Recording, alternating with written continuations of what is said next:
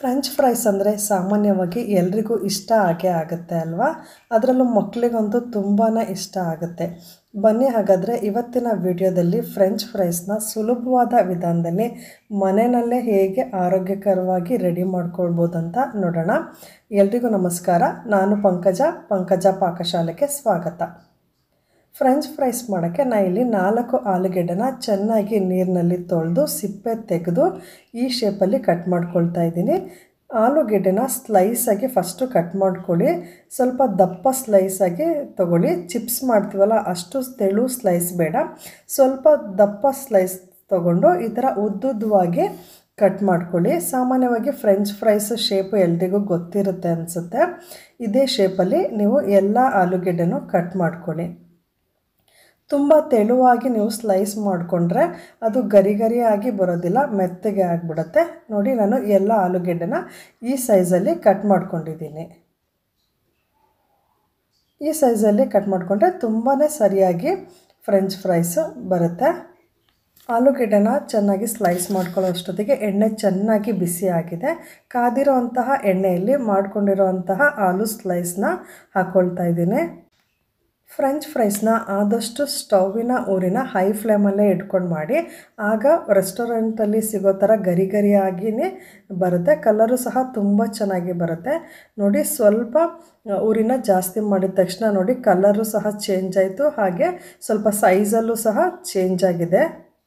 ಇನ್ನು ಸ್ವಲ್ಪ colour golden colour ಬಂದರೆ ಸಾಕು, ಫ್ರೆಂಚ್ ಫ್ರೈಸು ರೆಡಿಯಾಗಿದೆ ಅಂತ. ನೋಡಿ, ಈ ಕಲರು ಹೊಂಬಣ್ಣ ಬರೋವರೆಗೂ ನೀವು ಫ್ರೈ ಮಾಡ್ಕೊಳ್ಬೇಕಾಗುತ್ತೆ.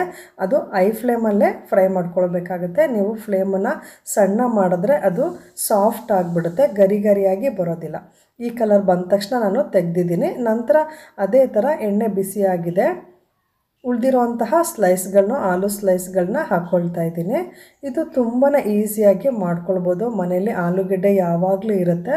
ಮಕ್ಕಳಿಗಂತೂ ಸಂಜೆ ಸ್ಕೂಲಿಂದ ಬಂದಾಗ ಏನಾದರೂ ಕೇಳ್ತಾ ಇರ್ತಾರೆ. ಆ ಟೈಮಲ್ಲಿ ನೀವು ಈಸಿಯಾಗೇ ಮಾಡ್ಕೊಳ್ಬೋದು. ನೋಡಿ, ಈಗ ಸ್ವಲ್ಪ ಫ್ರೈ ಆಗಿದೆ. ಇನ್ನೊಂದು ಸ್ವಲ್ಪ ಹೊಂಬಣ್ಣ ಬರೋವರೆಗೂ ಫ್ರೈ ಆಗಿಬಿಟ್ರೆ ಆಯಿತು.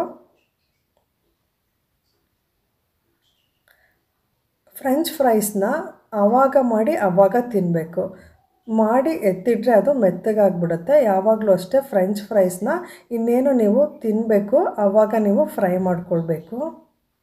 ಆವಾಗಲೇ ಗರಿಯಾಗಿ ಇರುತ್ತೆ. ಇದು ಆಲೂಗೆಡ್ಡೆ ಆಗಿರೋದ್ರಿಂದ ಕರೆದ್ಬಿಟ್ಟು ಸ್ವಲ್ಪ ಸಮಯ ಹೊರಗಡೆ ಇಟ್ಟರೆ ಮೆತ್ತಗಾಗ್ಬಿಡುತ್ತೆ. ಆ ರೀತಿ ಏನಾದರೂ ಮೆತ್ತಗಾದರೆ ನೀವು ಇನ್ನೊಂದು ಸಲ ಎಣ್ಣೆಯಲ್ಲಿ ಫ್ರೈ ಮಾಡಿಕೊಂಡ್ರೆ ಮತ್ತೆ ಗರಿಯಾಗಿ ಬರುತ್ತೆ. ನೋಡಿ, ಎಲ್ಲ ಆಲೂ ಸ್ಲೈಸ್ಗಳನ್ನು ಸಹ ಎಣ್ಣೆಯಲ್ಲಿ ಚೆನ್ನಾಗಿ ಕರೆದಿದ್ದಾಗಿದೆ.